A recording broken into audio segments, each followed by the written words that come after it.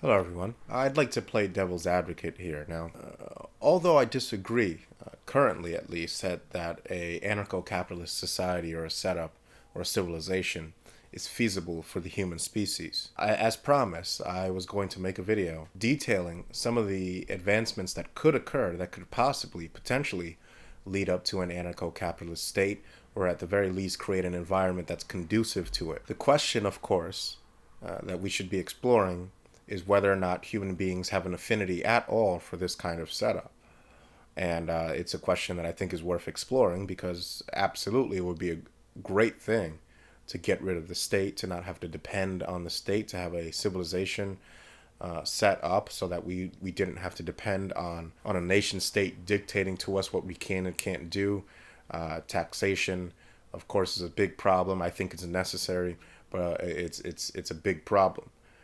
Because it is the redistribution of wealth. I think that as of right now, we can't set up our society and civilization without that redistribution of wealth.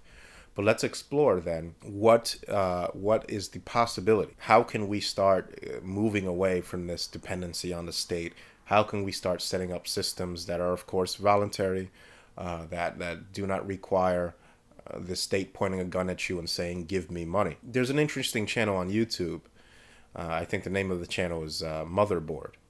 And it's very similar to Vice. It's kind of like these short documentary clips that take a foray, if you will, into some part of the world that people in the West, specifically here in America, are a lot less likely to venture into. Places like Afghanistan, Cuba, war zones, and the like. And so they give you these 20, 30-minute clips that kind of delve into the life of somebody living in one of these places so that you can kind of experience life through their eyes without actually having to take the risk of going there. But an interesting video that they made on Cuba specifically was talking about how the embargo that the United States imposed on Cuba created a culture because of the mass exodus of U.S. engineers and technology and talent and goods and services from Cuba. This created a culture of kind of DIY enthusiasts, people that had to work with the outdated technologies that they had and make do and create working innovations that allowed them to at least have some sort of semblance of keeping up with the Western explosion of technology that was going on all around them. Now, of course, they didn't keep up, right? The people in Cuba didn't keep up.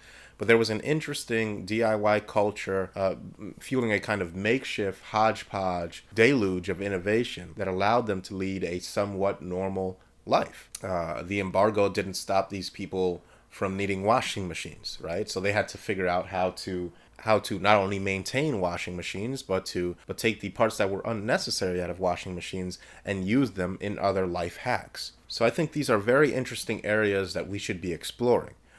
Places where artificial conditions, or even natural conditions, but specifically artificial scarcity and artificial conditions like, for example, an embargo placed on the Cuban citizenry, created a situation where people had to stop looking towards the government and innovate themselves out of what could have been an unbearable standard of living. We have to pay attention to people that innovate themselves out of poverty. And with that said, there's also an interesting article on CNN talking about the rise of the tent city, or the re-rise, I guess, of the tent city in America. This is tragic, of course, and we have to change this.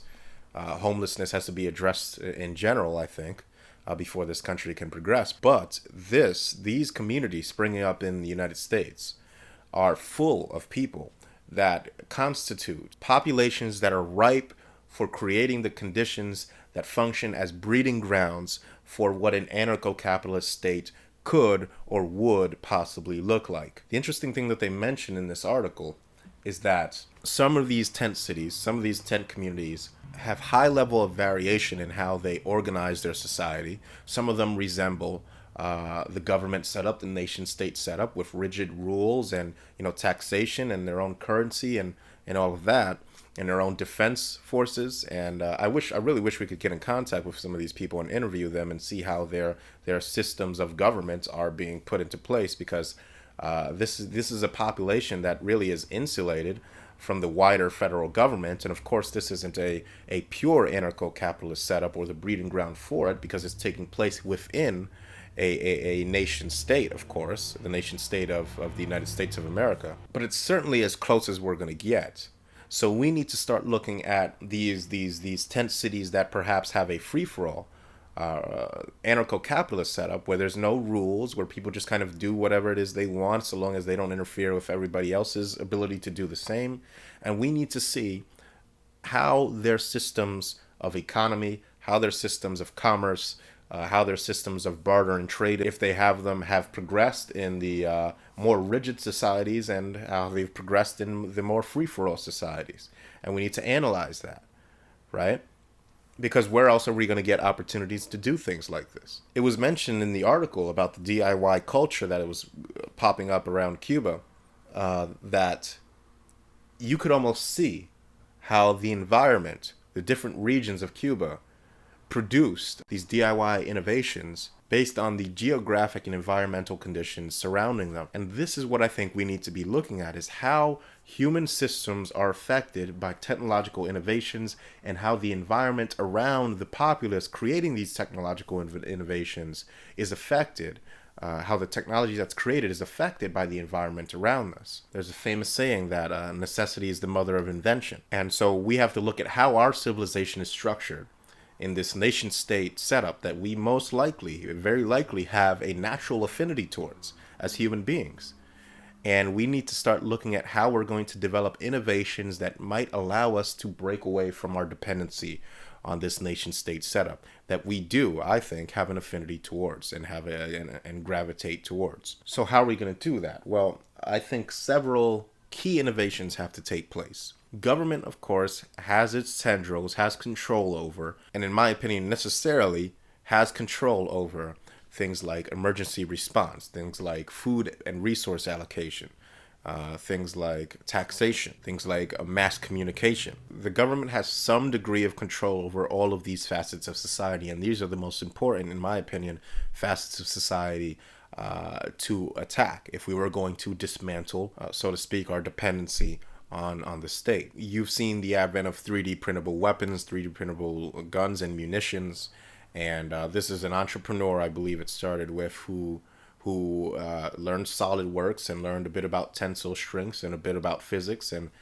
and started designing his own weapons, and the state kind of threw a fit, right? Then they moved to ban these weapons, and frankly, I don't really know what's going on with it right now, but with the advent of 3D printing, of course, it allows for the emergence of what you can call, I guess, a backyard engineer.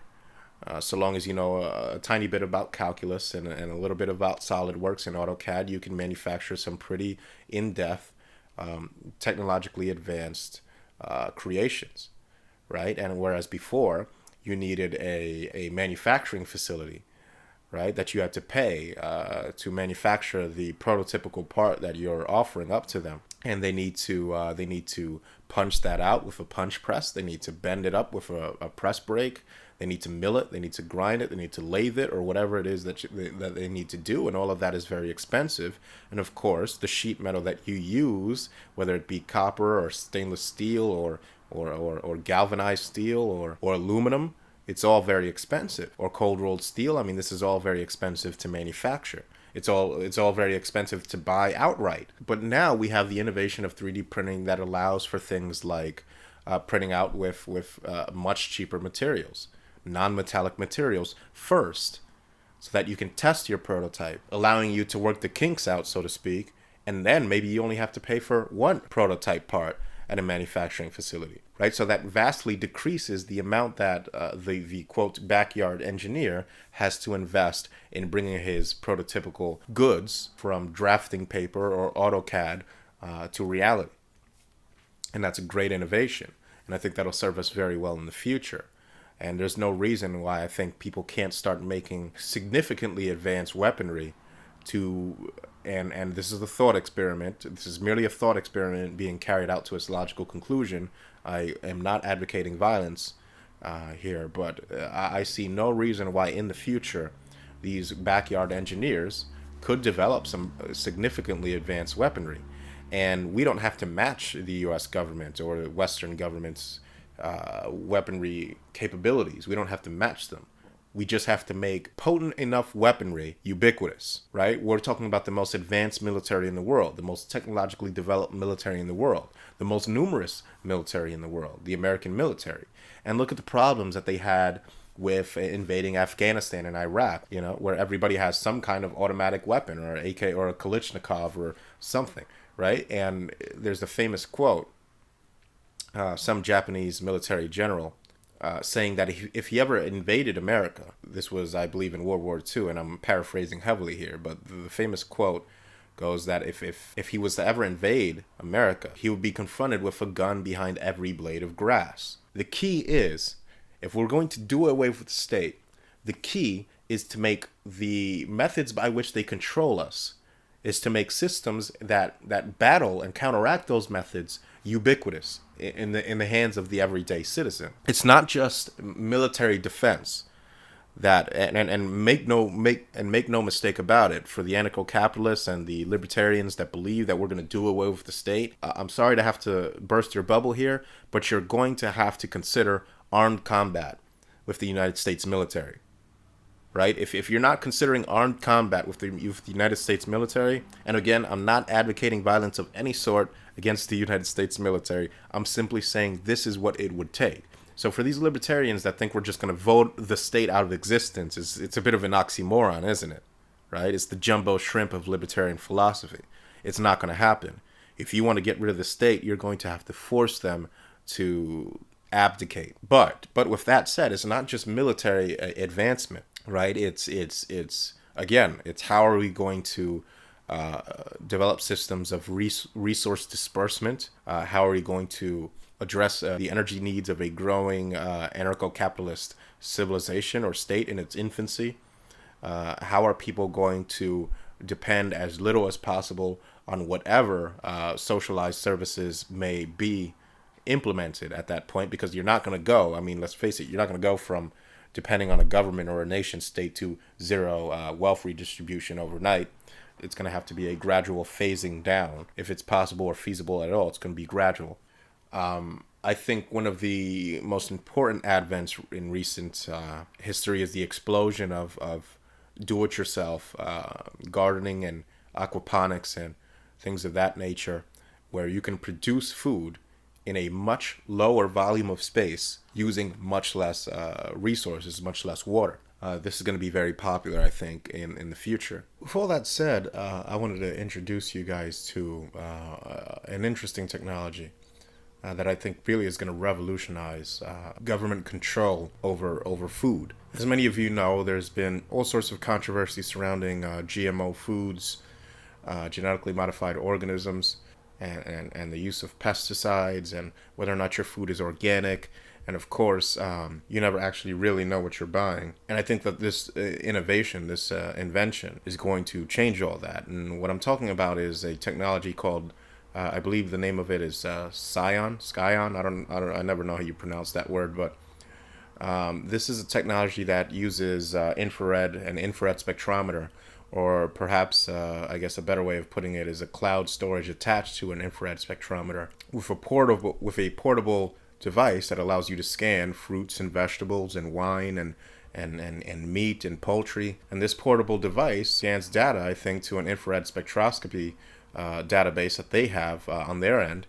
And this tells you everything that you need to know about the fruit you're consuming, the meat you're consuming, the poultry you're consuming. And I think it's really amazing. I mean, they launched a Kickstarter. On this. And if any of you have taken organic chemistry, you know about infrared spectroscopy and about how every organic compound contains its own functional groups, whether or not there's a nitrogen attached to a carbon, and primary and secondary and tertiary carbons, and bromine groups and leaving groups. If you've taken organic chemistry, you know a lot about this, and you know that you did several lab exercises where you had to take, for example, a grapefruit, isolate the limonene.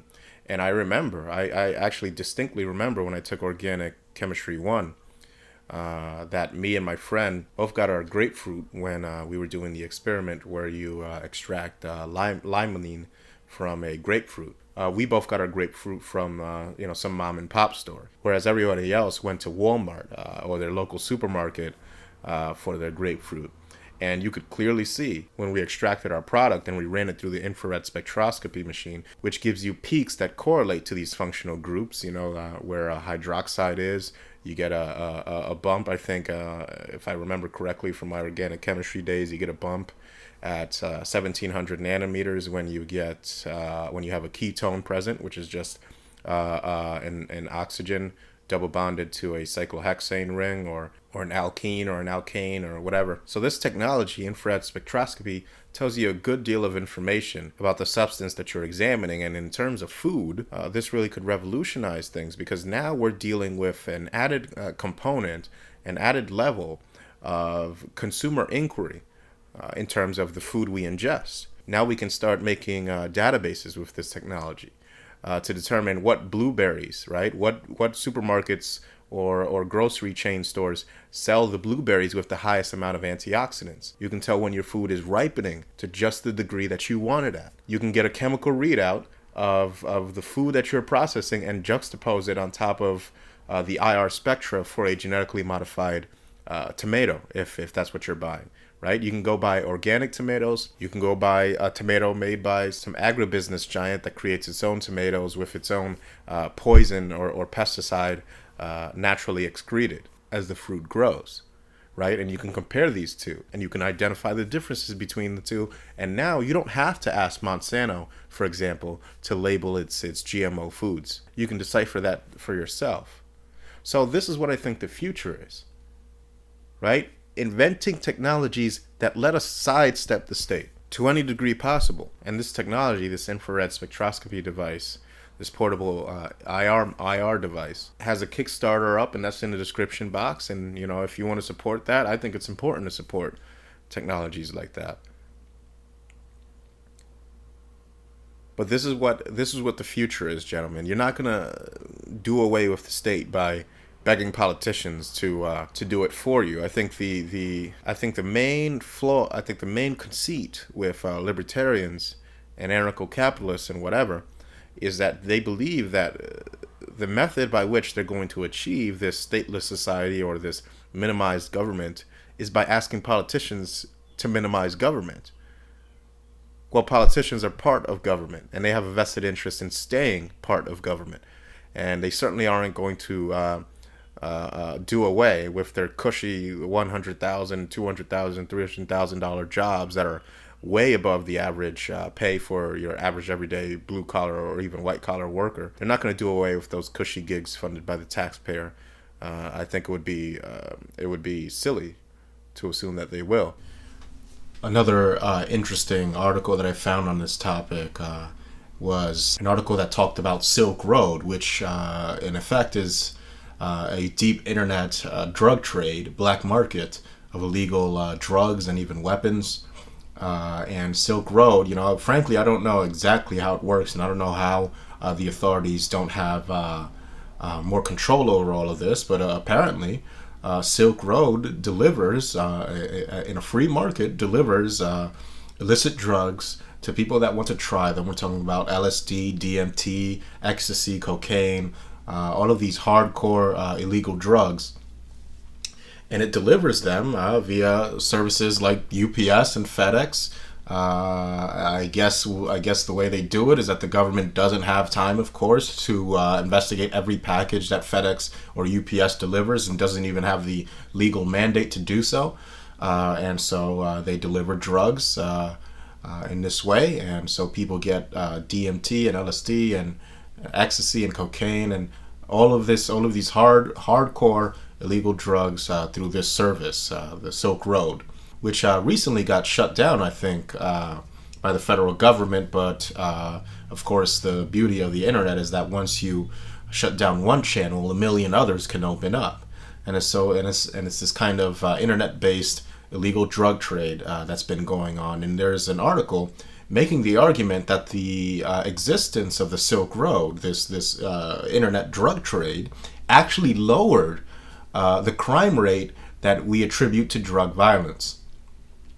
Right? So for the libertarians, this is definitely something that's encouraging, because it proves that less state involvement, of course, which is something that I believe in, I just don't believe that is true in 100% of the cases. But I think that less state involvement is better, and that if we were to legalize the drugs that are currently funding the war on drugs here in America and the world over, pretty much anywhere in the West, if we were to make those drugs legal, the violence would go down. And of course, we have instances in history like Prohibition to point to this as well, to support this fact. But it's never been really proven with these high-tech designer drugs like ecstasy, or drugs that take an experienced chemist to synthesize, like the hallucinogenics, specifically DMT. I think it's very interesting that they're making the insinuation that this illegal internet drug trade actually decreased the crime rate. So check that article out. And, that's all I really got to say for now. Hopefully you enjoyed these topics of discussion.